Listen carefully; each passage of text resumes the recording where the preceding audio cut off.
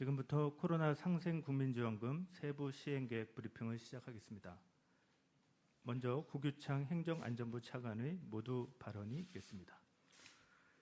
행정안전부 차관 고규창입니다. 정부는 코로나19 장기화로 어려움을 겪고 계신 국민들을 지원하기 위하여 코로나 상생 국민지원금 지급 방안을 마련하였습니다. 국민 여러분의 어려움을 조금이라도 빨리 완화할 수 있도록 신속하고 정확하게 집행하도록 하겠습니다. 그럼 코로나 상생 국민지원금 시행 계획을 설명드리겠습니다.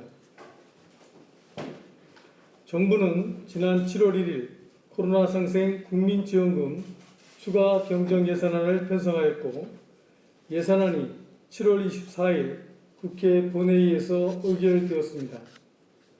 국회 심의 과정에서 국민지원금을 소득 하위 80% 국민들께 지급하되 보다 두터운 지원을 위해 1인 가구와 맞벌이 가구에 대해서는 우대 기준을 적용하여 대상을 확대하기로 결정하였습니다.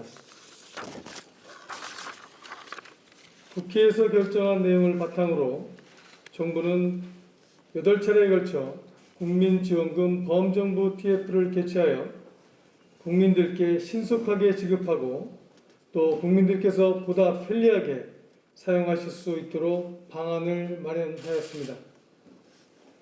특히 지난해 국민들께서 긴급재난지원금을 지급받고 사용하시는 과정에서 불편을 겪었던 사항들을 개선하는 데 주안점을 두었습니다. 코로나 상생 국민지원금의 구체적인 내용은 첫째, 국민지원금은 다음 주 월요일 9월 6일부터 지급합니다. 국민지원금 범정부 TF에서 방역당국 및 재정당국과 충분한 논의 결과 철저한 방역 대응을 통해 코로나 확산세를 제어하는 노력을 경주함과 동시에 코로나 피해가 누적된 국민들과 소상공인, 영세상인에 대한 신속한 지원도 필요하다는 데 의견을 모았습니다. 둘째, 가구별 지원 금액의 상한을 폐지하여 1인당 25만 원을 지급합니다. 가구원이 4인 이상인 경우 지난해에는 지원금액 상한선인 100만 원을 지급하였으나 올해에는 4인 가구 100만 원, 5인 가구는 125만 원, 6인 가구는 150만 원 등으로 가구원 수에 따라 비례하여 지급하게 됩니다. 셋째, 국민지원금은 온라인 신청과 오프라인 신청이 모두 가능하고 신용카드, 체크카드, 지역사랑 상품권 및 선불카드 중 사용하시기 편리한 수단을 선택하여 받으실 수 있습니다. 9월 6일부터 사용하고 계신 카드사나 지역사랑 상품권의 홈페이지, 앱 등을 통해 온라인으로 지원금을 신청하실 수 있고 9월 13일부터는 주소지를 관할하는 읍면동 주민센터나 카드와 연계된 은행 창구 방문을 통해 오프라인으로도 지원금을 편리하게 신청하실 수 있습니다. 넷째, 성인은 개인별로 신청을 하시고 지원받게 됩니다. 지난해 긴급재난지원금은 세대주에게 지급되어 가족 구성원이 서로 떨어져 살고 있는 경우 지원금을 신청하고 사용하시는 데에 불편함이 있었습니다. 올해는 2002년 12월 31일 이전에 출생하신 분들이라면 개인별로 신청하시고 개인별로 지급받게 됩니다.